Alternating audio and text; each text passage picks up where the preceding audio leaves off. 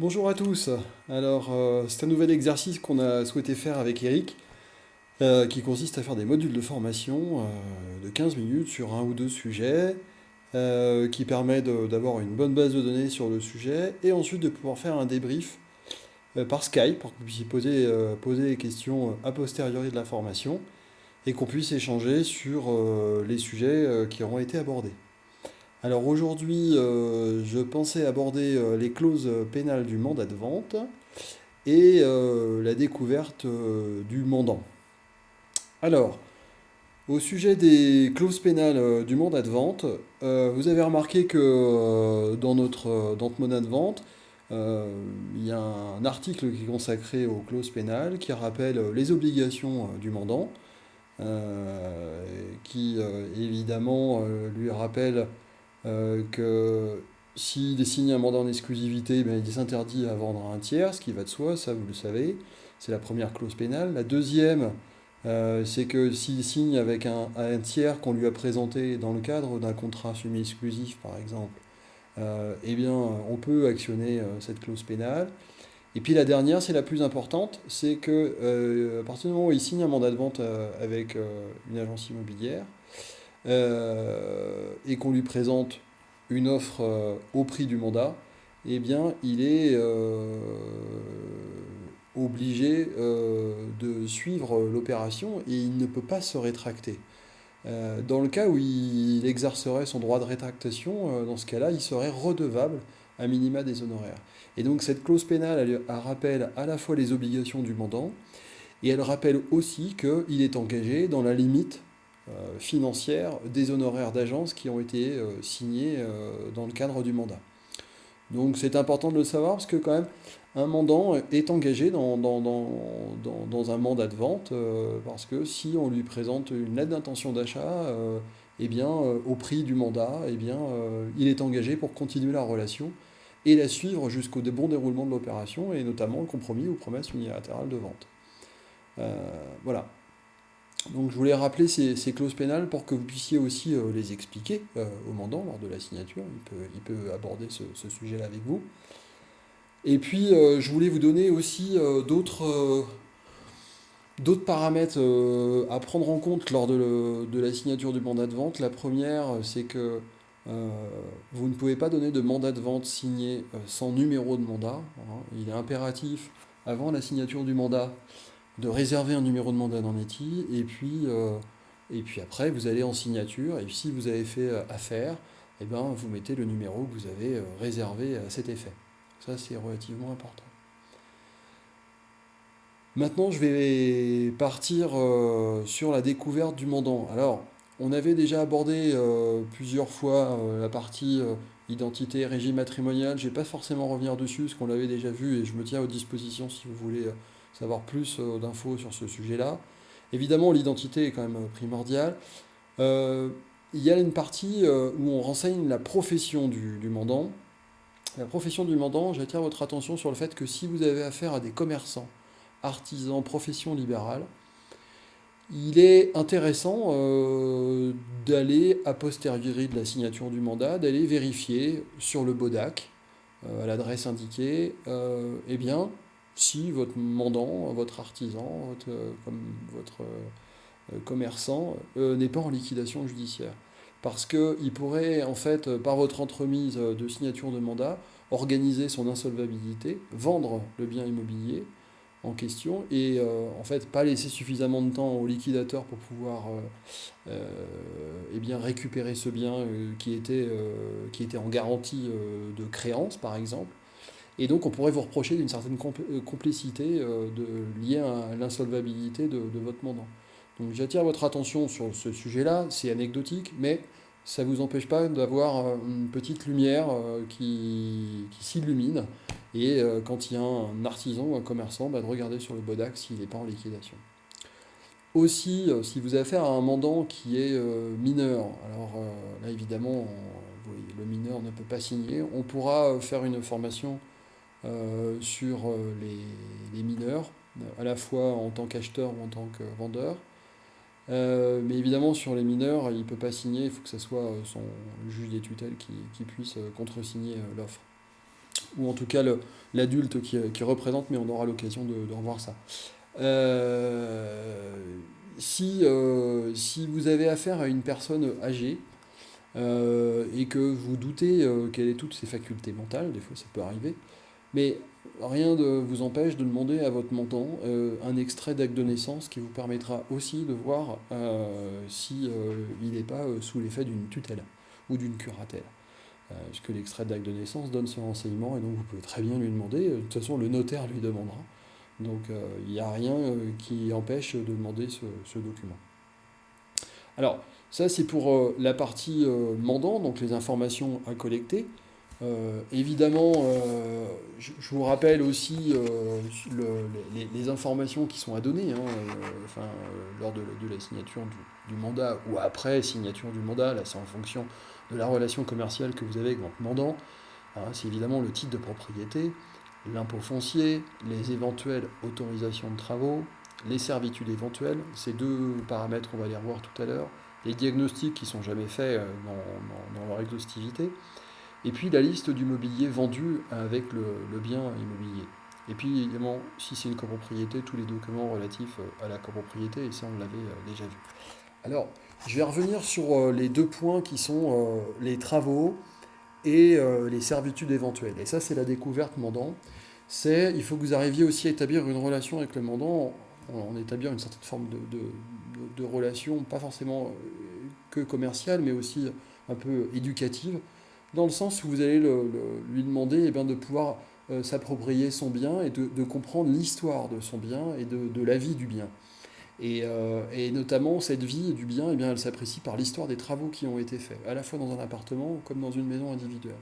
Et donc, il faut savoir qui a réalisé ces travaux depuis le dernier titre de propriété qui a été produit, et de savoir comment ils ont été faits, par qui ils ont été faits, s'il y a eu des garanties qui ont été attachées, ça c'est très important, s'il y a des garanties qui ont été attachées, ou s'ils ont été réalisés par votre mandant, donc votre propriétaire. Si le propriétaire a réalisé ces travaux, est-ce qu'il est capable d'en assumer sa garantie, ce qui n'est pas possible en soi, puisqu'il n'a pas de décennale, il n'a pas de responsabilité civile en tant que particulier, donc c'est pas possible de garantir. Donc il faut que vous puissiez, vous, détecter tous les travaux qui ont été faits par votre mandant et qui pourraient apporter un point de litige vis-à-vis de votre mandant. Donc ça, c'est extrêmement important parce que ça va vous permettre de soulever un certain nombre de points d'accroche avec votre futur acquéreur qui, lui, va se retrouver dans la situation, au moment du compromis, il va se rendre compte que on a demandé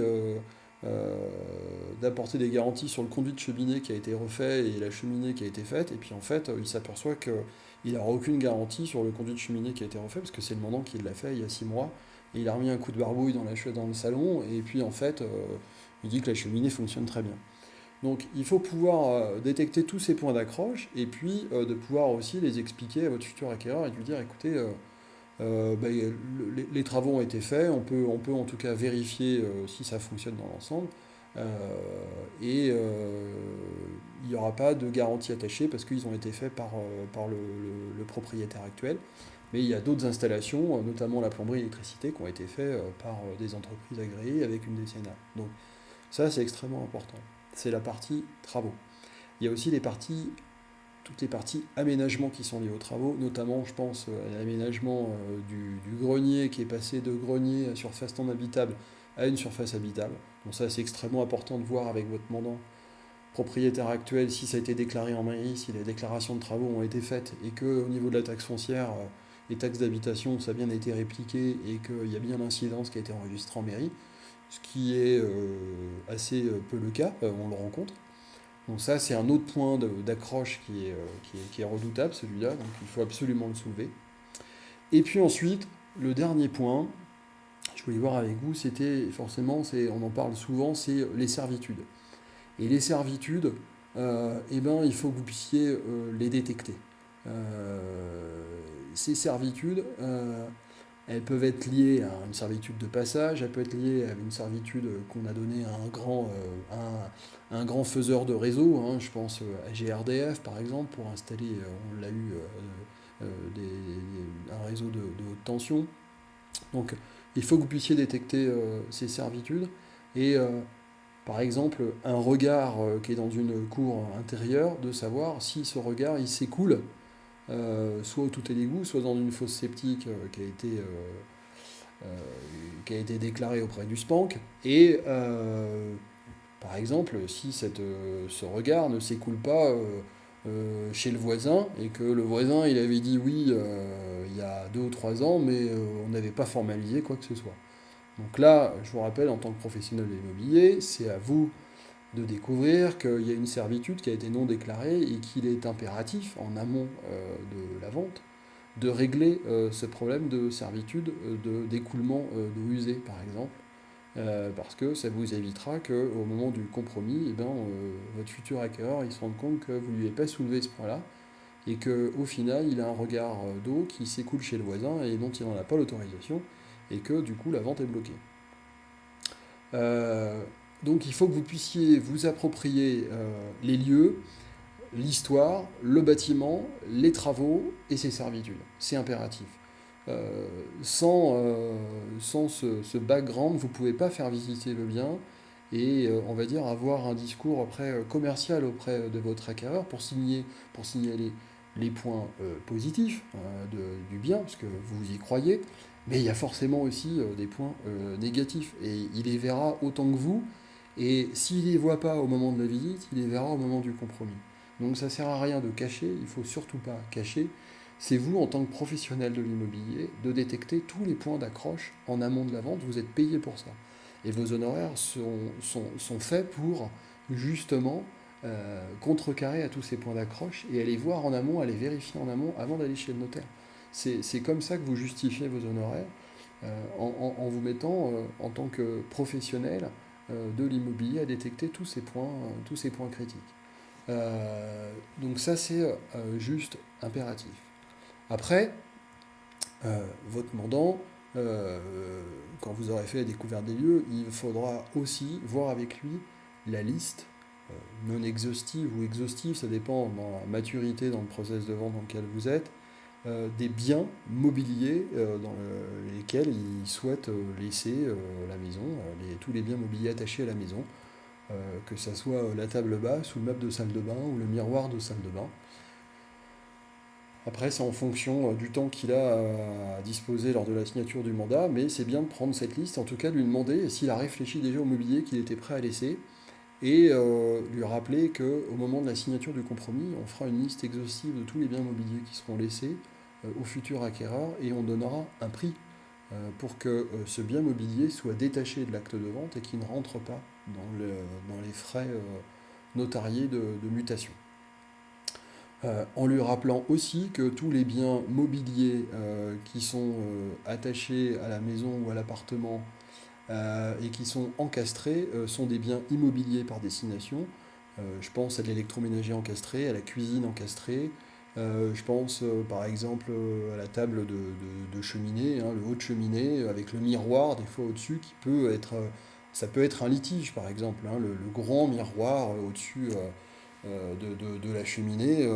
Le miroir, évidemment, il peut s'enlever, mais il faut tout de suite négocier avec le vendeur pour voir est-ce que le miroir, vous le laissez, ça serait plus pertinent de le laisser, parce que il est coordonné avec le garde-corps de cheminée, ça va bien avec. Voilà, donc c'est votre responsabilité en tant que professionnel immobilier aussi d'aller appuyer sur le mandant sur ces desiderata. Et puis, il faut aussi faire une découverte de votre mandant en posant des questions non pas fermées, mais des questions ouvertes. Pourquoi il vend comment il a acheté, qu'est-ce qu'il a acheté, quels sont les travaux qu'il a fait, pourquoi il les a fait, dans quel but. Donc il faut que faut que vous le fassiez parler, il faut que vous fassiez vivre cette interview avec lui, et puis vous puissiez vous approprier bien l'histoire du bien. Parce que après, au niveau des visites, eh bien, ça se ressentira, et votre acquéreur il sera rassuré de passer par un professionnel parce qu'il s'est déjà bien approprié l'histoire du bien et il est capable immédiatement de lui transcrire exactement le bien dans sa manière factuelle de comment il est. Alors, ça c'est la découverte du mandat. Après, il y a toujours le débat du mandat exclusif, non exclusif. Je sais que la concurrence est dure, totale. il est extrêmement difficile de pouvoir avoir des mandats exclusifs. Le bémol que je veux absolument mettre sur ce sujet-là, c'est que si vous détectez des biens que vous soupçonnez difficilement liquides, difficilement cessibles, parce que le bien il est en limite d'une voie ferrée, parce que le bien il est limite d'un réseau autoroutier, parce que le bien il est très éloigné, il est éloigné d'abord de votre secteur d'activité, et puis il est très éloigné, il est à la campagne, c'est pas un immobilier qui est facilement cessible. euh, Dans ce cas-là, et uniquement dans ces cas-là, je vous encourage plutôt à prendre du mandat exclusif ou semi-exclusif en expliquant à votre mandant que ça sert à rien d'être 20 000 sur un produit qui est difficilement cessible parce que tout le monde va perdre du temps et personne va vouloir bien bosser et bosser correctement.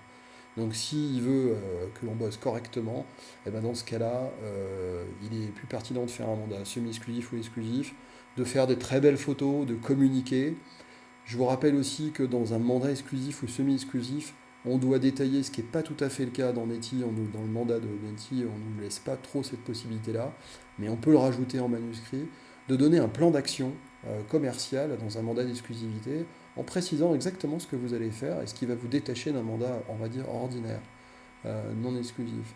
Et ça, c'est important de savoir par rapport au bien dans lequel vous souhaitez avoir un mandat exclusif, et ben du plan d'action commercial que vous allez faire. Est-ce que vous allez faire du boitage de quartier? Est-ce que vous allez essayer d'aller au marché et de donner des prospectus que vous avez un bien à vendre? Voilà. Mais il faut le détailler. Vous allez faire peut-être des très belles photos pour essayer d'accrocher. Voilà. Mais en tout cas, il faut donner son plan d'action dans le cas d'un mandat exclusif parce que ça permet à la fois d'apporter plus de professionnalisme, mais c'est surtout au niveau des tribunaux où on requalifie des mandats exclusifs quand il y a un litige, en tout cas en non-exclusivité. Et dans ce cas-là, vous êtes sûr de perdre vos honoraires. Euh, je vous fais un tableau un peu large sur la partie mandat. J'espère qu'en tout cas qu'elle permet de vous éclairer sur la partie découverte du mandant, les clauses pénales qu'a le mandant et ses obligations et ses devoirs vis-à-vis de vous tout de même. Parce qu'il n'a pas que des droits, il a aussi des devoirs vis-à-vis de l'agence avec laquelle il a contracté, et, euh, et d'apprécier, on va dire, le discours que vous devez avoir avec votre mandant. Voilà. Euh, je voulais vous rappeler aussi deux points. Évidemment, le bon de visite, on l'avait vu, il est 17 minutes. Le bon de visite, qu'il faut absolument les garder. Quand vous avez un acquéreur qui veut faire une deuxième visite ou une troisième visite, et que vous savez que vous êtes en forte concurrence sur bien, je vous encourage pour verrouiller votre futur acquéreur à lui faire signer un mandat de recherche dédié aux biens visités. Ça lui évitera d'aller contracter avec une autre agence immobilière et de perdre ce client. Donc de faire un mandat de recherche. Et un dernier point, j'ai vu que dans Neti, vous faisiez aussi de temps en temps des avenants de mandat. Les avenants de mandat ne peuvent se faire exclusivement quand on revoit le prix du bien, du mandat, donc baisse du prix généralement, ou baisse des honoraires, donc vous faites obligatoirement un avenant de mandat. Les originaux de mandat sont scannés, numérotés, on envoie les originaux au siège à Vichy, vous les scannez, vous les gardez pour vous, et puis surtout vous en faites une base de données, vous faites une base de données de mandats pour les garder avec vous. Voilà, c'était le dernier point. J'espère que j'ai été concis, que ça vous a plu. C'est un exercice pour moi qui n'est pas facile, parce qu'il est à construire, mais en tout cas, c'est l'avantage d'avoir une certaine plus de souplesse pour vous, en tout cas pour se former. Voilà, je vous remercie et à bientôt. Au revoir.